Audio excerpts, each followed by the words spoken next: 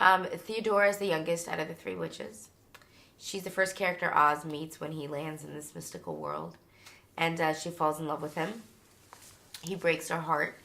And she's never dealt with heartache before in her life. She doesn't know how to deal with it. Her sister gives her a way out to numb the pain. She takes it and goes through an emotional transformation that's mirrored with a physical one, so to speak.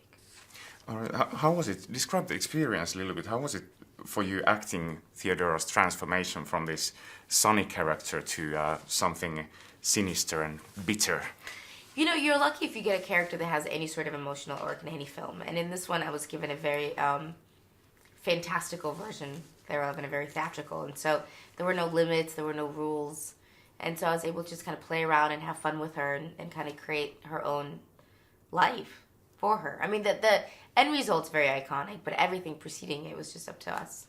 Do you hope there's a lesson for young people in there, a lesson they can learn from Theodora in how they should cope with life's... Yeah, maybe don't take the easy way out, don't numb the pain and take a bite of a bad apple. Bad things happen. All right. What do you think that, first of all, the first Oz books were written back in 100 years ago. Over 100 years ago, and then the film was made, the first film was made 39, or the Wizard of Oz film. Yeah. Why do you think the stories have stood the test of time so well? It's a very simple tale of acceptance of who you are. And coming to terms with you may not have everything, but you have to appreciate what you do have. And I think that that's the struggle that we all always have within ourselves. I think everybody always wants to better themselves, but never truly accepts themselves for who they are. And at the end of the day, in this film, you learn that in order to better yourself, you surround yourself with people that complete you. But you have to accept yourself for all your faults and all your errors, and know that you are good just the way you are. Absolutely. Do you think there's anything like, right now world is in deep economic crisis, and when the first film came out, world was in turmoil before the Second World War. Yeah.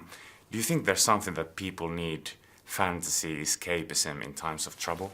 I do. I think that's what made film so special is not to say that, not to isolate the Oz story in its own right, but just film in general, I think allowed people to have, during the Great Depression, escapism. That's exactly what it was. It allowed people for an hour and a half, 2 hours. What I think it was at that point, Gone with the Wind was like the longest running film of all time because of that.